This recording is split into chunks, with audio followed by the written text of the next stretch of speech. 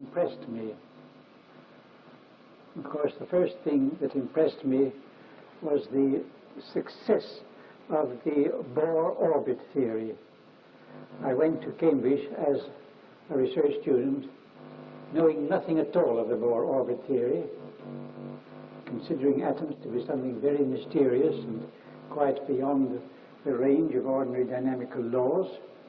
And then it was a revelation to me to hear about the atom of Rutherford and Bohr.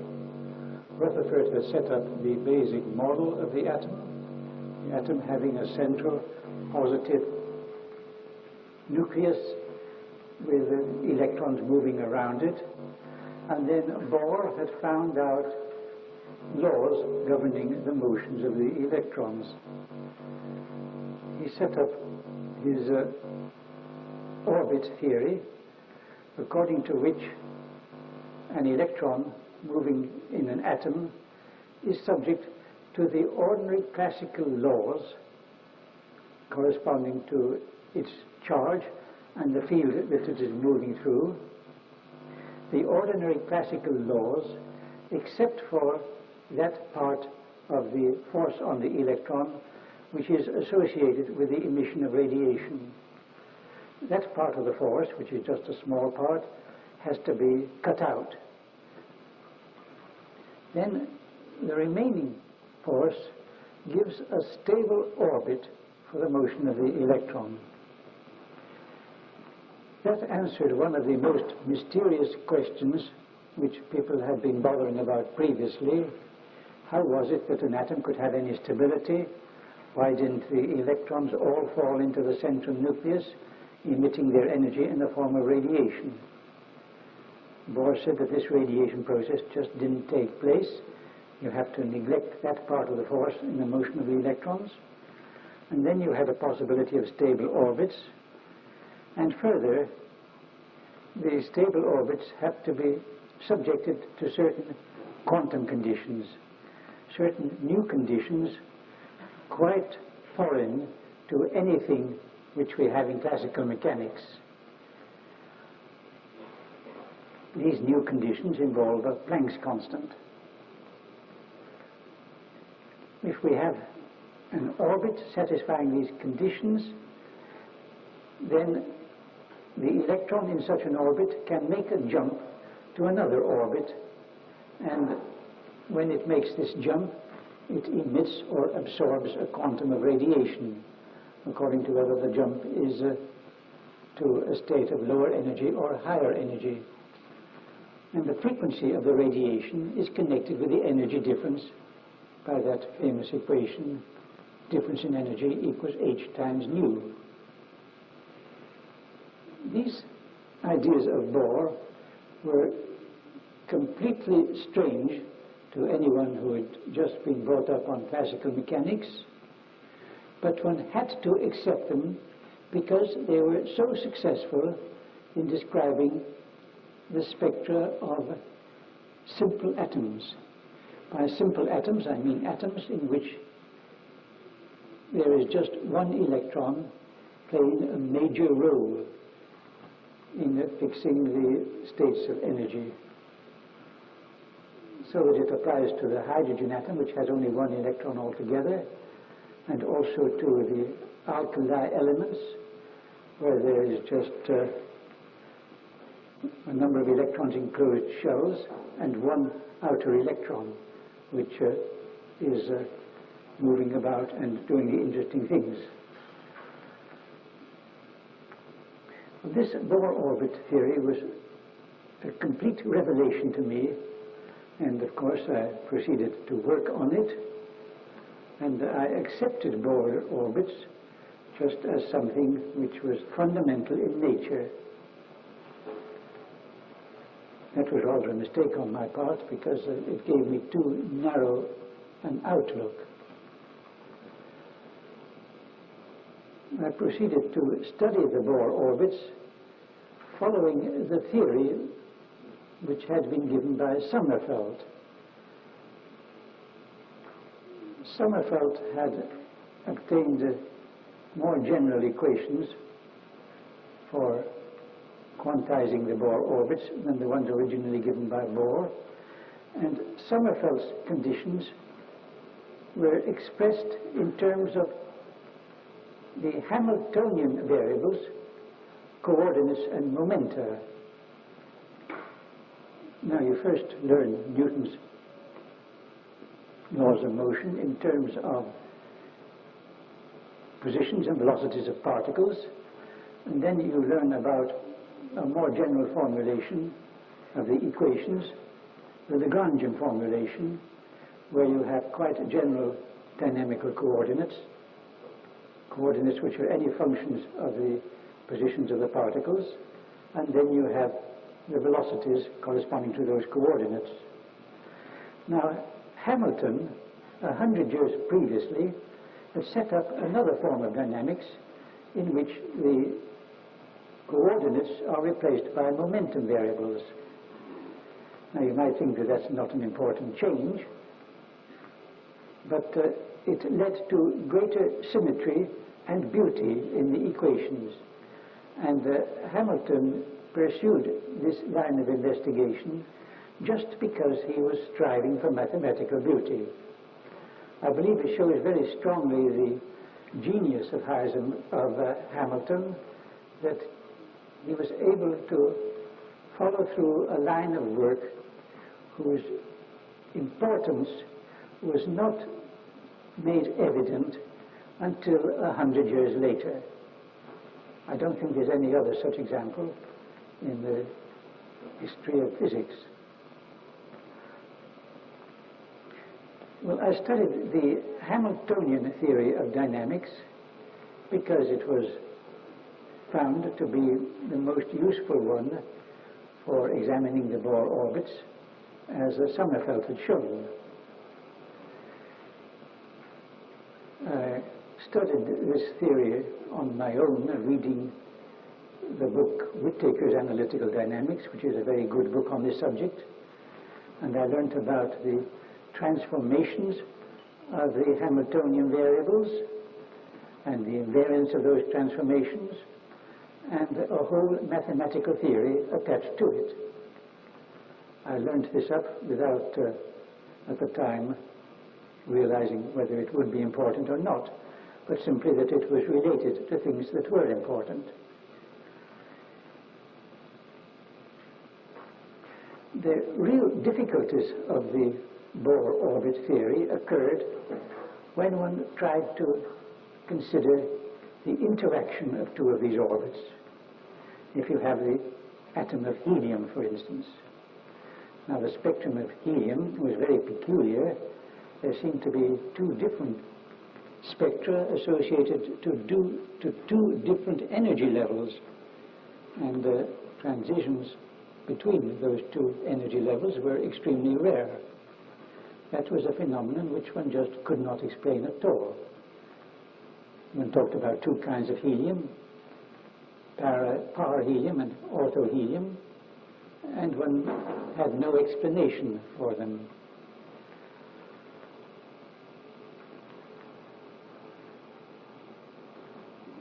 This was the situation in which I first studied in Cambridge for 2 years, puzzling over the difficulties and the limitations of the Bohr theory, and not making any success.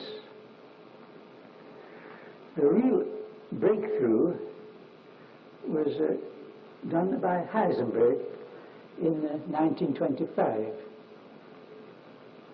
Heisenberg came to Cambridge in June of that year and gave a lecture there. The lecture was mainly on the anomalous Semon effect, but he did refer at the end of his lecture to the new ideas associated with his matrix mechanics, which were just beginning to form in his mind at the time. I'm afraid I was too tired to follow just what Heisenberg was saying at the time. It was very late in the evening and at the end of a complicated lecture, and sorry I didn't pay the importance to those ideas that I should have done. But that lecture of Heisenberg did not affect me at all. It was just 2 months later that I received a copy of the proofs of Heisenberg's first paper on quantum mechanics. People didn't have preprints in those days, but they did circulate a few copies of the proofs to their friends. And Heisenberg has sent a copy of the proofs to R.H. Fowler, who was my supervisor at the time. And Fowler passed it on to me and asked me what I thought of it. This was Heisenberg's first paper on quantum mechanics. I looked through it and didn't think very much of it. I suppose I looked through it too hurriedly, and I put it aside and went back to it again after about 2 weeks. And suddenly it got revealed to me, don't quite know how, that this was really important work, and that it was really something new which could provide a solution to the whole of the problems of quantum mechanics. The way Heisenberg had proceeded was like this. He said that we had been working all this time with Bohr orbits, but the Bohr orbits were really not very physical things. One could not observe the variables that come into the description of the Bohr orbits. One couldn't observe the electrons in the stationary states at all. The things that one could observe are always associated with two states. The things that one could observe are associated with the emission or absorption of a quantum of radiation. And such radiative processes were always connected with two states instead of one state. And Heisenberg's genius enabled him to see that one ought to concentrate one's attention on things which are closely connected with what one can observe. The things which one can observe, being each related to two states, are expressed naturally as a matrix array of numbers. A set of numbers like this.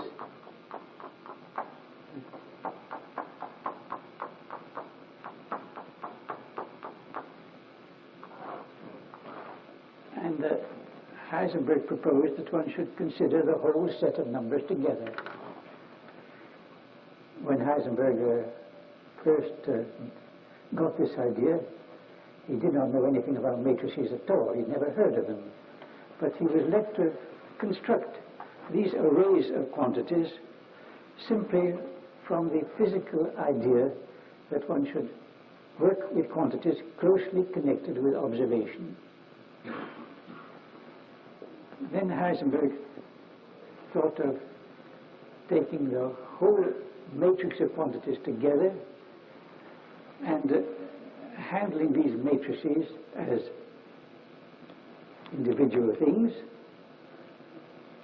One would add matrices in a trivial way. One would multiply them according to the law of matrix multiplication, which was also suggested by the physics. One didn't need to have much mathematical knowledge to think of that law. So Heisenberg was led to think of these matrices as being able to replace the dynamical variables of mechanics. And he set up in that way his matrix mechanics. The main feature of this matrix mechanics is that if you have two matrices, U and V, and multiply them in that order, the result is not the same as V times U multiplied in that order. When Heisenberg first noticed this, I heard that he was extremely perturbed by it. You see, it was so foreign to any idea which physicists had had previously.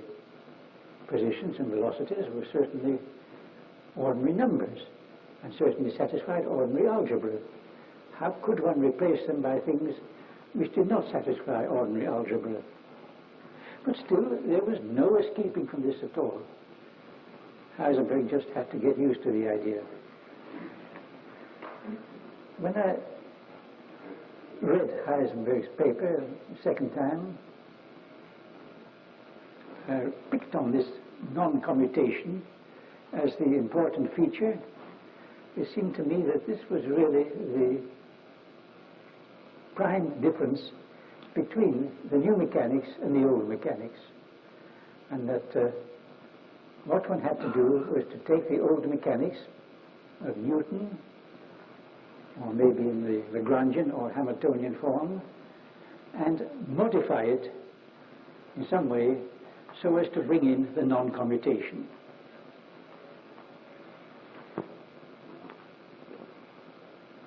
You see, I wasn't disturbed by the non-commutation in the way that Heisenberg was.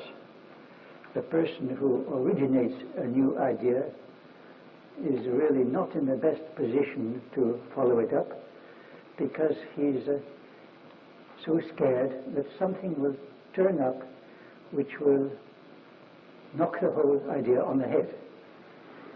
And I suppose that was really why Heisenberg was worrying about this non-commutation. He said that with this non-commutation, it seems that I should have to abandon the whole idea. Now, someone who does not originate the new idea doesn't have that kind of disturbance and is better able to follow up the consequences of an innovation of this type. Well, I proceeded to think intensively about how one could modify the laws of mechanics so as to fit them in with this non-commutation. At that time I was a research student in Cambridge and was just concentrating all my efforts on solving these basic problems.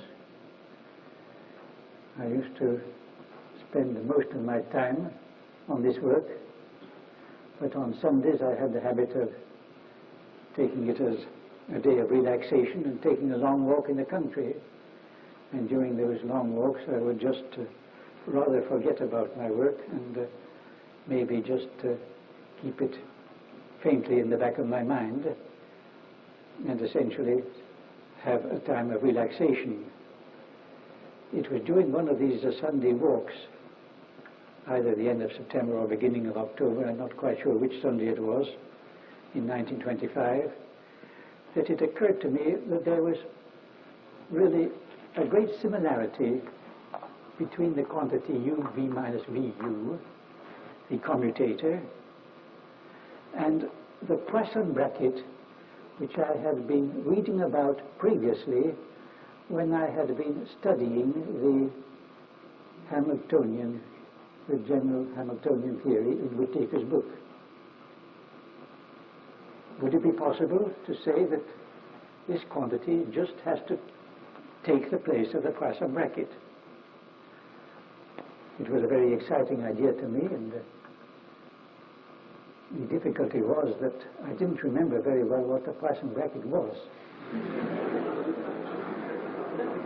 At the time that I had been studying it, I didn't know it would be very important. There was another kind of bracket expression also occurring in Whittaker's study of the general transformation theory of the Hamiltonian equations, the Lagrange bracket. And I was rather confused between the two.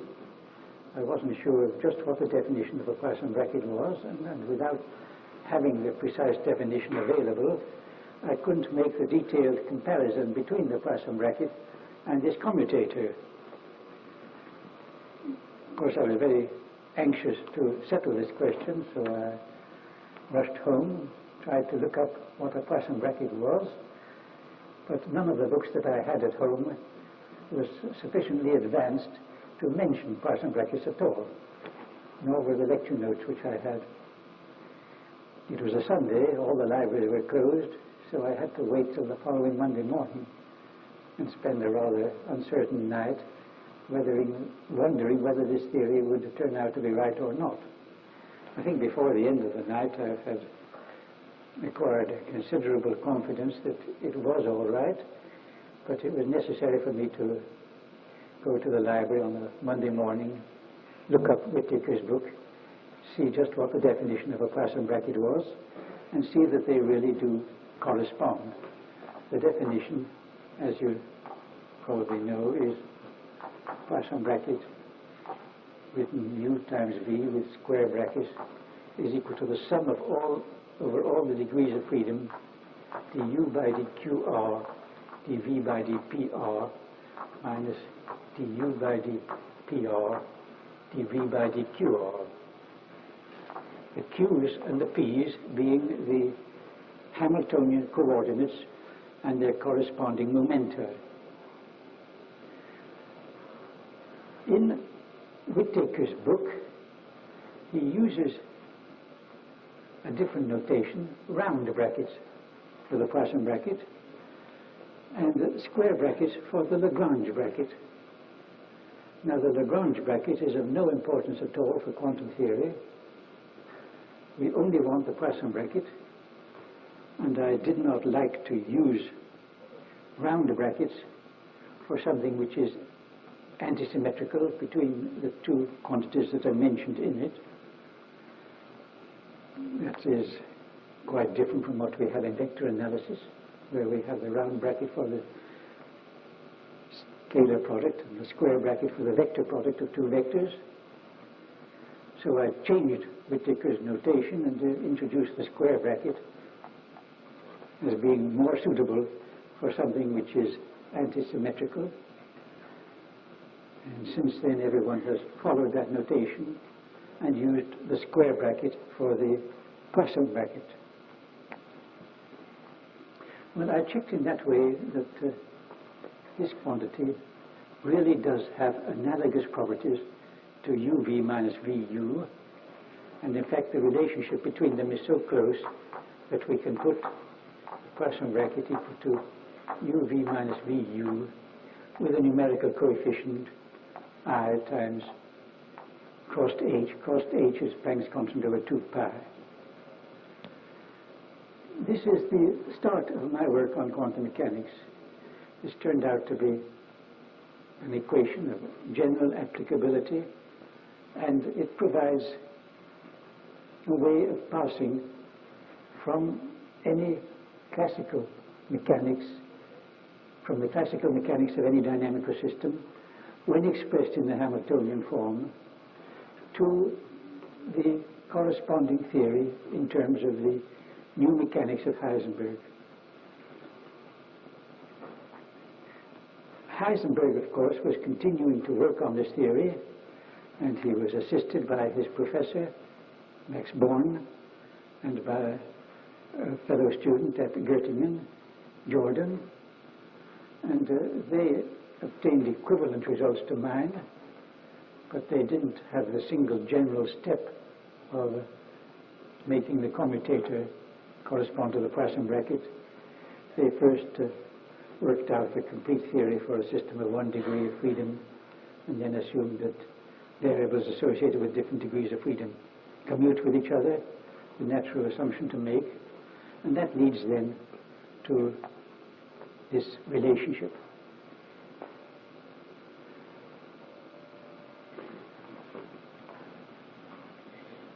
On the basis of this connection,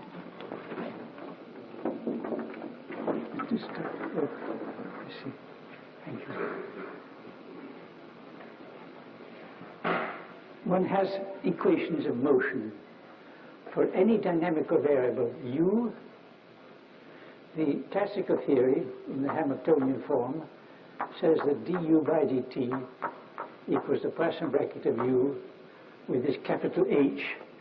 This capital H, called the Hamiltonian, is the total energy expressed in the Hamiltonian variables q and p.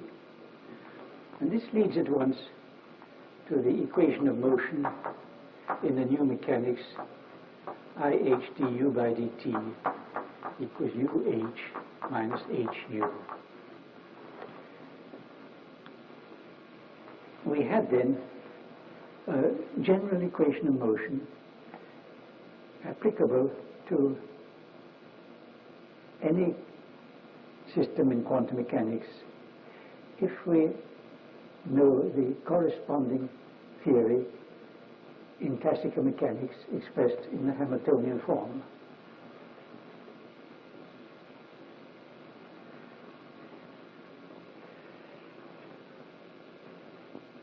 I wrote up this work and also applied it to the hydrogen atom to work out the energy levels there.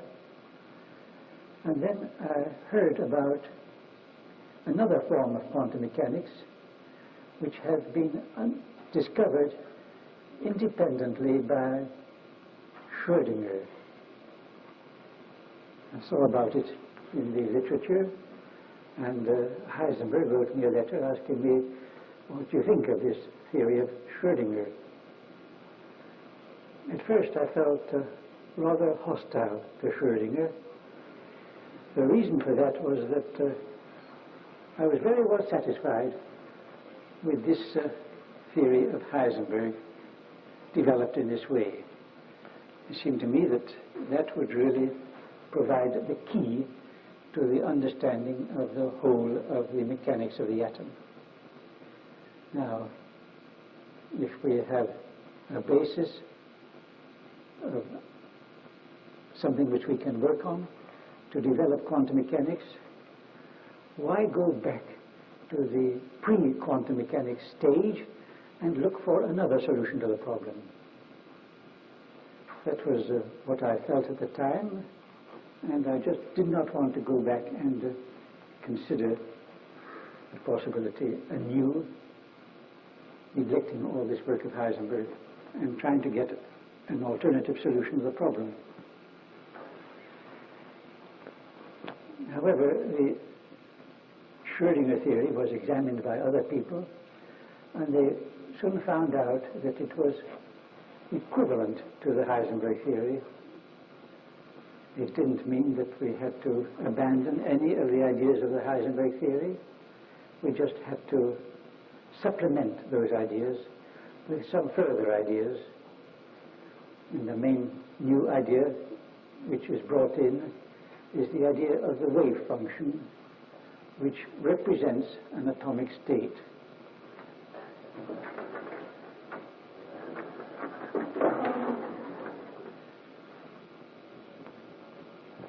Here we are working with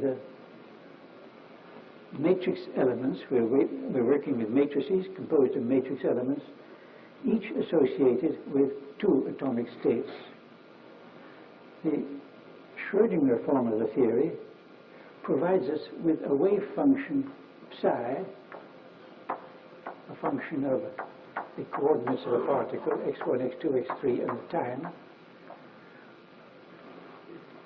which is associated with a single state, something which is not directly connected to anything in the Heisenberg picture. This psi is subject to a wave equation. We have the wave equation where certain operators operating on psi produce zero. I might mention as a historical point, which is perhaps not so well known, Schrödinger was led to his wave equation from a study of some work of de Broglie,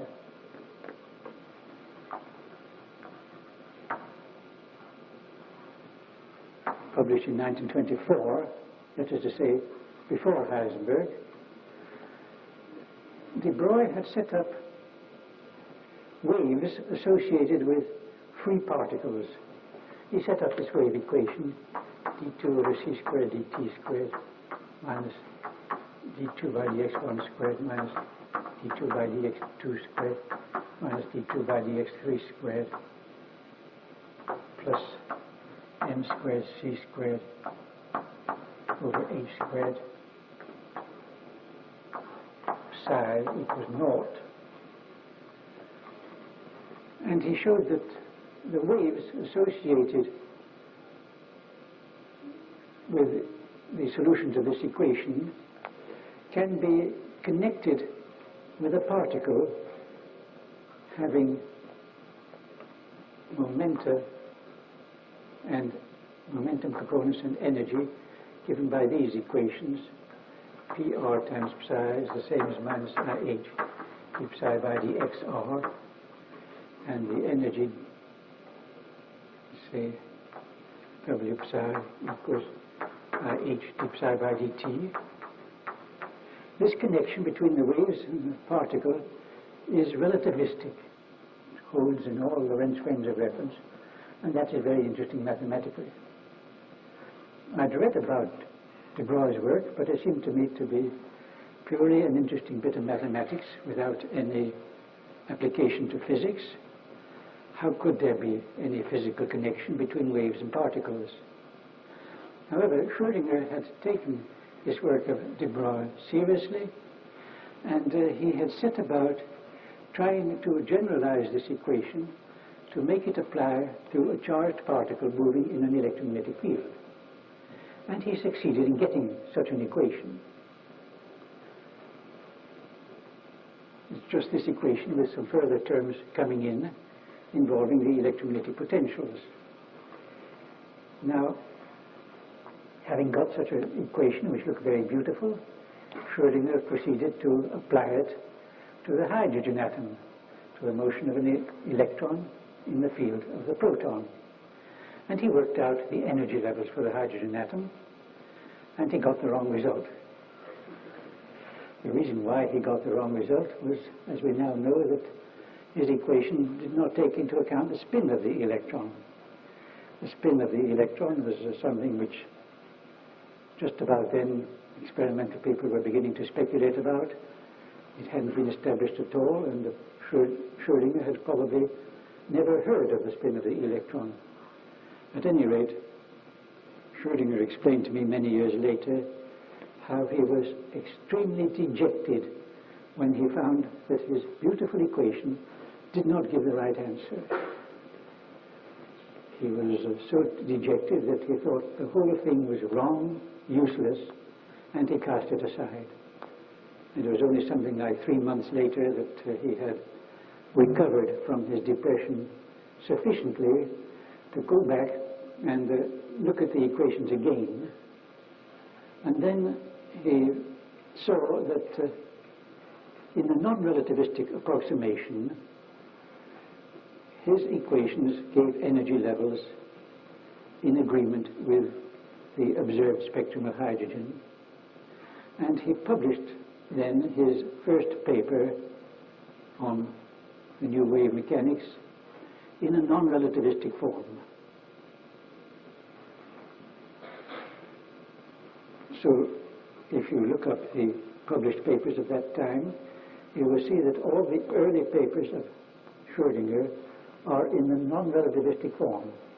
And that was not because Schrödinger was not appreciative of the importance of relativity, but simply that he saw that trying to take these relativistic corrections into account led him to energy levels which were not in agreement with observation, and he did not have the necessary boldness to publish papers giving results in disagreement with observation. I think there's a moral to that story, that if your theory is really a very beautiful one, and it doesn't altogether agree with observation, you ought still to publish it, because it may very well be that the disagreement with observation comes from some factor which is not properly understood at the time and which will be explained later. And you shouldn't be too depressed and abandon the whole thing because of such a disagreement. Well, this wave equation involving d2 by dt squared, which was abandoned by Schrödinger, was resurrected about 2 years later by Klein and Gordon, and is now known as the Klein-Gordon equation, although it had been discovered by Schrödinger quite a while previously, and was discovered by him actually before his discovery of the non-relativistic form of the equation. Well, that is how the Schrödinger form of quantum mechanics appeared. Schrödinger was working quite independently of Heisenberg. Heisenberg and Schrödinger could, each of them by himself, have discovered quantum mechanics if the other one had never existed. It's just an accident of history that they were both led to their discoveries at about the same time.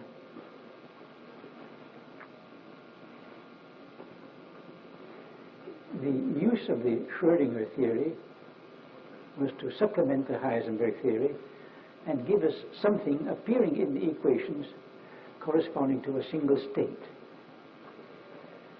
The matrices of the Heisenberg theory correspond in the Schrödinger form to operators, linear operators, which one can apply to a wave function psi and get another wave function from it. And the connection between the Schrödinger theory and the Heisenberg theory comes from the fact that with the momentum variables interpreted in this way, we get commutation relations between the momentum variables and the coordinates just the same as those of the Heisenberg theory. These relations are QR, QS minus QS, QR equals naught, PR, PS minus PS, PR equals naught, QR, PS minus PS, QR equals IH, delta RS. This means naught when R differs from S and 1 when R equals S. Are the basic commutation relations which we have in the Heisenberg matrix mechanics when we connect the commutator with the Poisson bracket.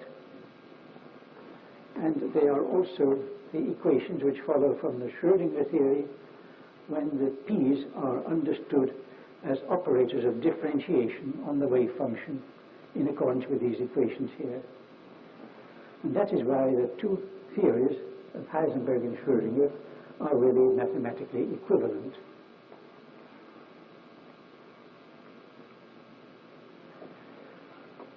Well, we then had a general basis for quantum mechanics, and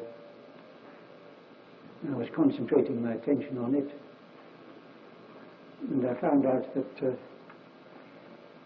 the quantum mechanics is in many respects more general than the classical mechanics. Classical mechanics, as we deduce it from Newton's laws, is expressed in terms of p's and q's, the basic variables of the Hamiltonian formulation. Now, we can set up a scheme of equations in quantum mechanics in which our variables are not just p's and q's, are not p's and q's satisfying these relations. We could start with any dynamical variables satisfying definite commutation relations which are consistent with each other. We have to have them consistent, that's all that we really need. If we have any dynamical variables satisfying consistent commutation relations, and then if we take any Hamiltonian h, a function of these variables, satisfying a certain condition of reality, we can use that h to give us equations of motion of the Hamiltonian form there. Reasonable, consistent equations of motion. And in that way, we can discuss dynamical systems in quantum mechanics which do not have a classical analog. There are several examples of that which I might mention. One of these is that we might take as our basic variables the variables describing the spin of some particle. If we take the three components of spin, S1, S2, S3, then they satisfy commutation relations similar to the commutation relations of an orbital angular momentum. That is to say, S1, S2 minus S2, S1 equals IH, S3, and two similar relations which we get by making cyclic permutation of the suffixes 1, 2, and 3. We can set up a theory where we have a particle with spin and represent the spin by these variables here satisfying these commutation relations, and put the spin variables together with the coordinates and momentum variables of the particle into our Hamiltonian and get reasonable equations of motion which we can work with. Now these S's are perhaps not expressible in terms of Q's and P's at all. We have some basic variables here not expressible in terms of Q's and P's, and thus we get a generalization of the original form. Of course, sometimes these S's can be expressed in terms of Q's and P's, namely when they do describe the orbital angular momentum of some particle.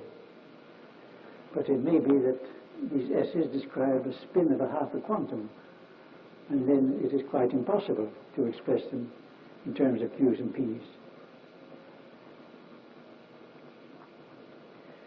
That is one way in which we can generalize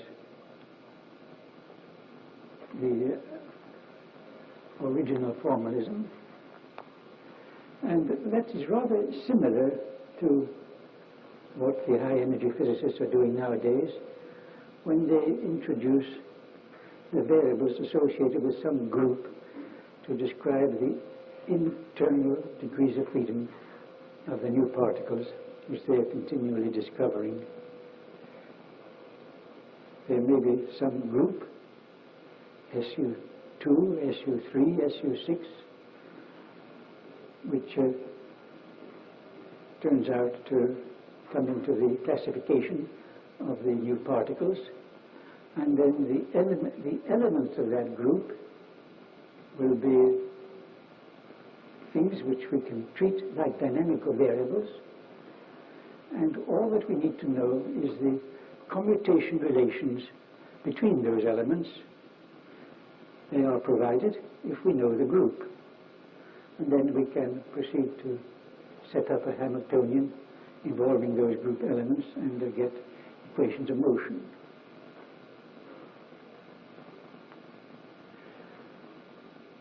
That is one way in which this theory was developed. Another way arises when we consider a dynamical system containing many similar particles. For example, a dynamical system containing many electrons. Then we have our wave function psi, using the Schrödinger formalism, involving variables x1, xr1, r stands for the suffix 1, 2, 3 for the three directions of space, xr2, xr3, and so on for the various particles. Now, it's possible to consider a wave function which is symmetrical between those particles, or alternatively, a wave function which is antisymmetrical. Or more generally, we can introduce permutation operators which apply to the various particles. Interchanging 1 and 2 is an example of a permutation operator. We may introduce such permutation operators into our dynamical theory, and there we have some new dynamical variables quite foreign to any dynamical variables which occur in classical mechanics.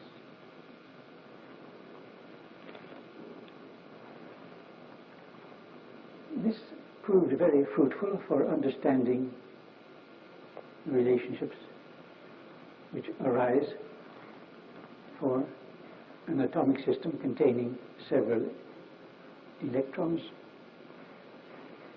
and it provided a ready explanation of the spectrum of helium. The orthohelium and the power helium are just associated with the different symmetry properties of psi with respect to the two electron variables.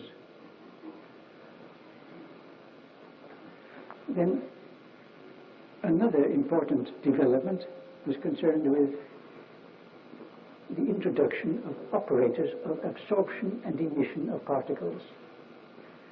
We don't have to suppose that the number of particles is conserved in quantum mechanics. We may consider the operator of creation of a new particle into a certain state, or the operator of destruction of a particle in a certain state. There again we have some new dynamical variables quite foreign to anything which we have in classical mechanics. This development led to the possibility of setting up a quantum mechanics associated with fields. Well, the result of all this work was to set up a very powerful scheme of equations in which we could make transformations of our dynamical variables a good deal more general than the transformations of the classical Hamiltonian variables which are dealt with in Whittaker's book.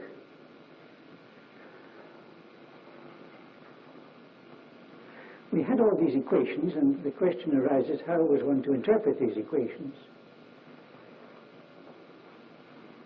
That was an unusual situation in physics, to have equations before you know how to interpret them. People guessed at the interpretation in certain simple cases and gradually generalized these guesses until a general interpretation was found. One could set up fairly easily an expression for the average value of any dynamical variable associated with a particular state.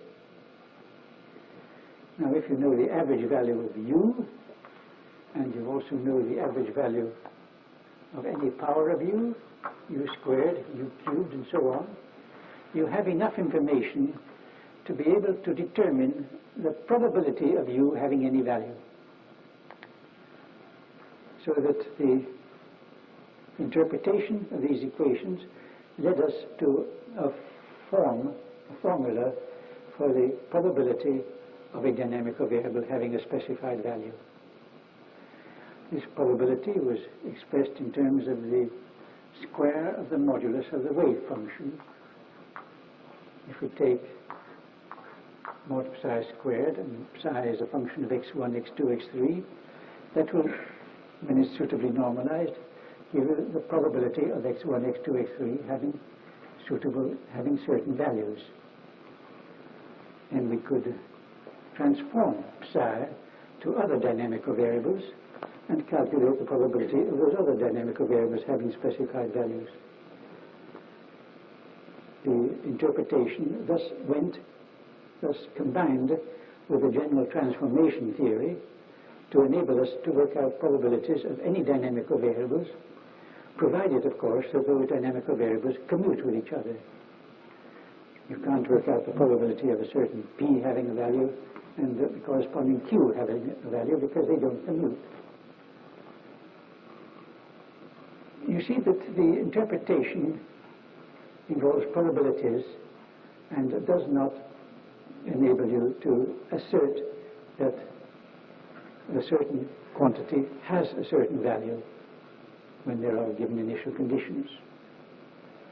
That was a big departure from the ideas of classical mechanics, where we always have determinism. On given initial conditions, we could, with certainty, work out the conditions at a later time. This uncertainty associated with probabilities was something which disturbed many physicists. I suppose it disturbed us all to begin with very much, and people tried hard to get away from it, but without any success. And it is now accepted that, well, it is now certain that this kind of probability interpretation is the best that one can do with the existing formalism of quantum mechanics. There was a big discussion between Bohr and Einstein. Einstein did not accept a physical theory which would only give probabilities. As he expressed it, the good Lord does not play with dice. Bohr was the champion of the probability interpretation of quantum mechanics, and they went on arguing for the rest of Einstein's life on this subject. With regard to this argument, one must say that Bohr was correct with regard to the existing quantum mechanics, but I'm not sure that Bohr is ultimately correct, because the existing quantum mechanics should not be considered as the final solution.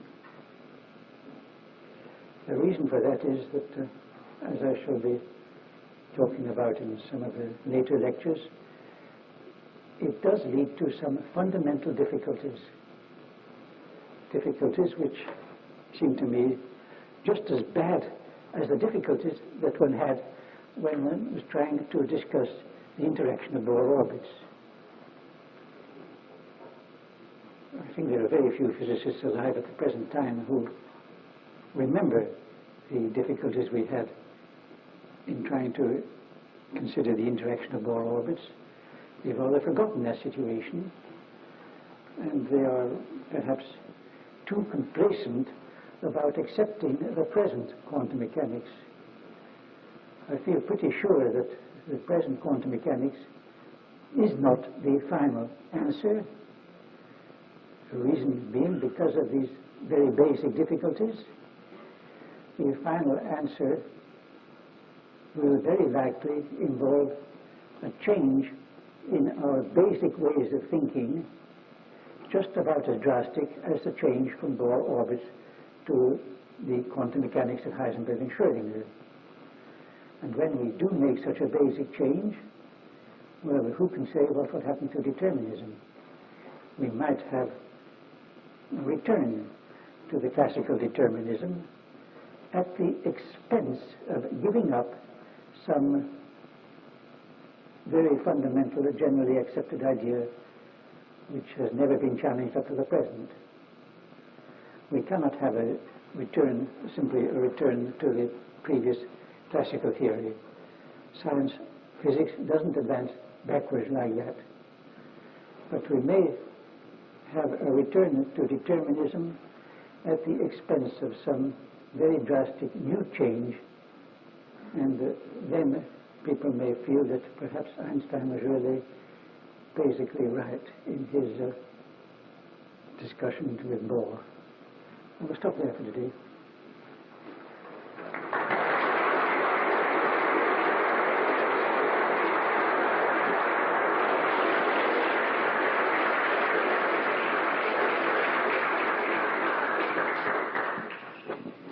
Thank you. Professor Dirac, Professor Williams, for the questions, or anyone have a question?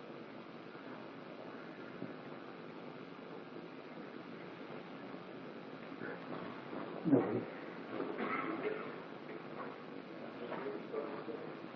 We feel that the Banish-Hoffman's book, The Strange Story of the Quantum Sphere of the Early Days of Quantum Mechanics.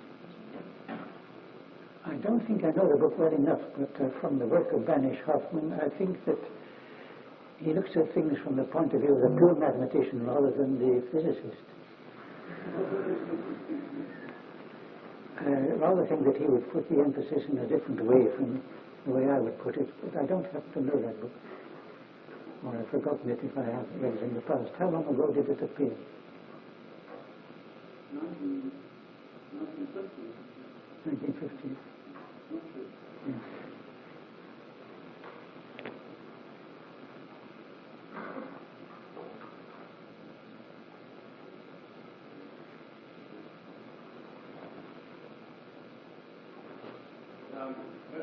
the fact that you weren't bothered by the non-commutation has something to do with the fact that you started off as Ben here?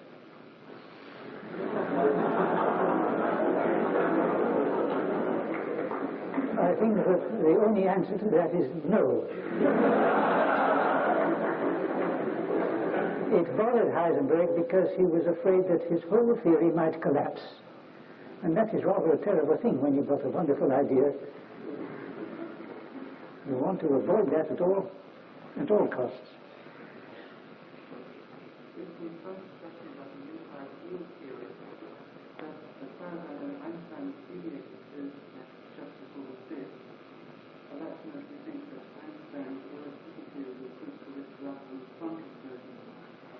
What did Einstein repudiate? I think Einstein repudiated an attempt to make a unified field theory of electromagnetism and gravity.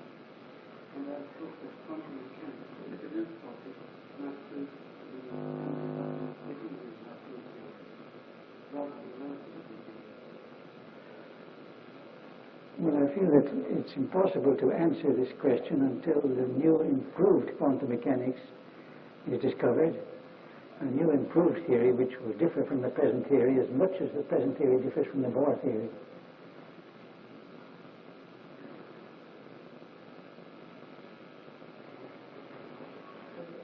Professor Dirac, when you write down the amplitude squared as the wave function and interpret it as a probability, it's usually stated that this multiplying an element of coordinate space is the probability for finding the particle in that space.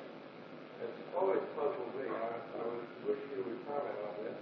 In the case where psi itself has a non-trivial time dependence, would this be interpreted as a probability per unit time in making this measurement? In other words, Not a probability per unit time, but the probability varying with the time. You can look upon that probability as a certain density, and that varies with the time. And the time entered only as a parameter. In other words, the measurement is to be made in infinite time. That is so, yes. Yes. There is no symmetry between space and time at this stage.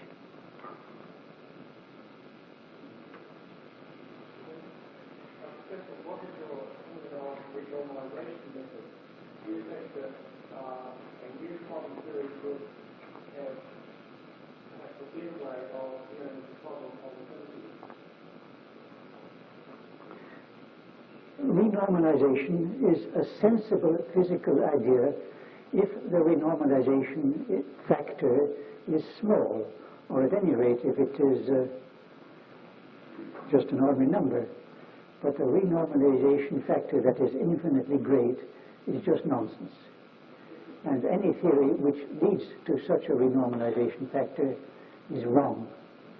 It's just as though you were trying to construct a theory of interacting Bohr orbits and got some equations which looked all right in a certain sense and then led to an infinity when you examine them a bit more closely. It's the sort of thing you would expect to have, and the proper conclusion to draw is that your basic ideas are wrong.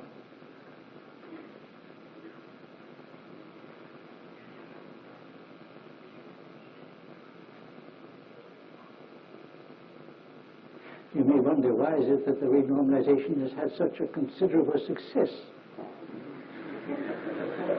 I feel that the answer to that is a fluke, just like the Bohr theory had considerable success when applied to one-electron problems, even though it was basically a wrong theory.